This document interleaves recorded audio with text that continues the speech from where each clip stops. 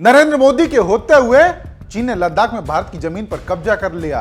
लद्दाख के लोग 6 सालों से इसके लिए आवाज उठाते रहे, लेकिन फिर भी मोदी की इतनी हैसियत नहीं थी कि चीन से बात भी कर सकें।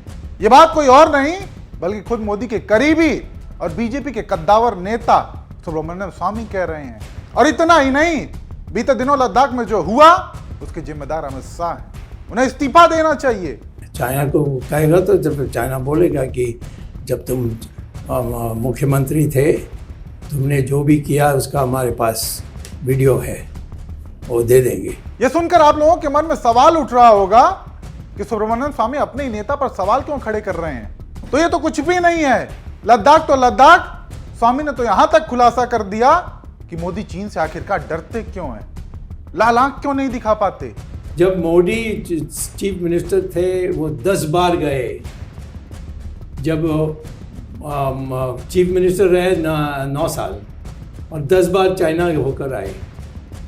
और मैंने चाइना जब मैं गया तो पूछा ये किसके लिए आया, तो हमें नहीं पता। तो कहते हैं आएगा तो चीफ मिनिस्टर आया। तो बात यह है कि और कुछ ऐश और आराम के लिए आए थे और इसने अरेंजमेंट किया था, उसका और कोई कैलकुलेशन नहीं। स्वामी का दावा है कि चीन जब चाहे मोदी को सबक सिखा सकता है।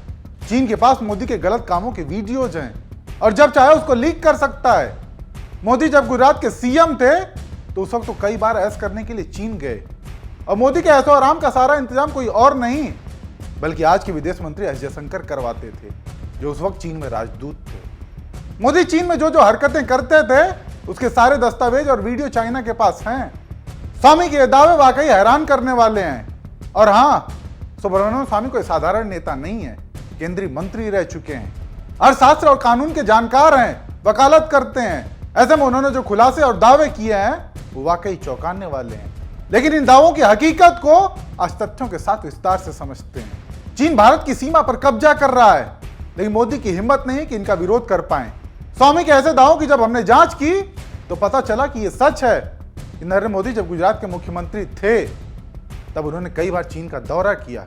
और यह भी सच है कि उस वक्त एस जयशंकर चीन में भारत के राजदूत थे। ऐसे में राजदूत होने के नाते जब भी मोदी का चाइना जाना होता था तो जयशंकर ही सारा इंतजाम करवाते थे। लेकिन स्वामी ने दावा किया है कि जयशंकर मोदी के ऐशो आराम का भी इंतजाम करवाते थे। यह थोड़ा चौंकाने वाला है। हालांकि उन्होंने यह नहीं बताया कि ऐशो आराम किस तरीके का था, लेकिन उसके वीडियो चाइना के पास होना और कुछ दस्तावेज भी होना जिसकी वजह से मोदी चीन को लाल आंख नहीं दिखा पाते, ये बड़े सवाल खड़े करता है।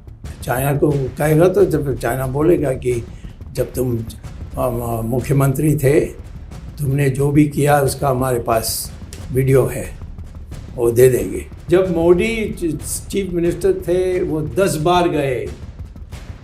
जब चीफ मिनिस्टर रहे 9 साल और 10 बार चाइना होकर आए। और मैंने चाइना जब मैं गया तो पूछा ये किसके लिए आया, तो हमें नहीं पता।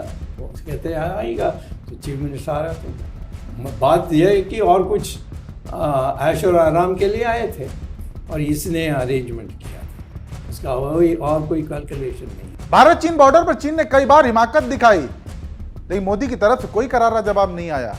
अभी हाल की घटना जब भारत पाकिस्तान के बीच युद्ध जैसी स्थिति थी तब चीन ने पाकिस्तान का खुलकर समर्थन किया, तब भी मोदी चीन को लाल आंख नहीं दिखा पाए।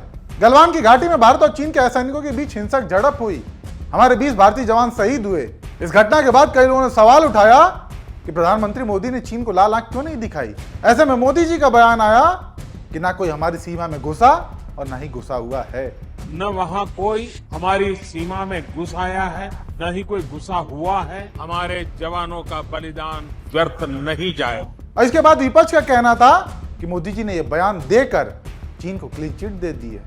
और यही नहीं, चीन ने अरुणाचल प्रदेश में 27 जगहों के नाम बदलकर उन्हें अपनी जमीन बताने की कोशिश की, लेकिन फिर भी मोदी जी मौन। ऐसे में स्वामी जो दावे कर रहे हैं उन्हें नजरअंदाज नहीं किया जा सकता, क्योंकि कानून की जानकारी रखने वाले और जाने माने वकील हैं सुब्रमण्यम स्वामी। ऐसे में उन्हें भी अंदाजा है इस बात का कि वो क्या बोल रहे हैं। खैर, आप दर्शक स्वामी के दावों पर क्या राय रखते हैं कमेंट के जरिए हमें जरूर बताएं।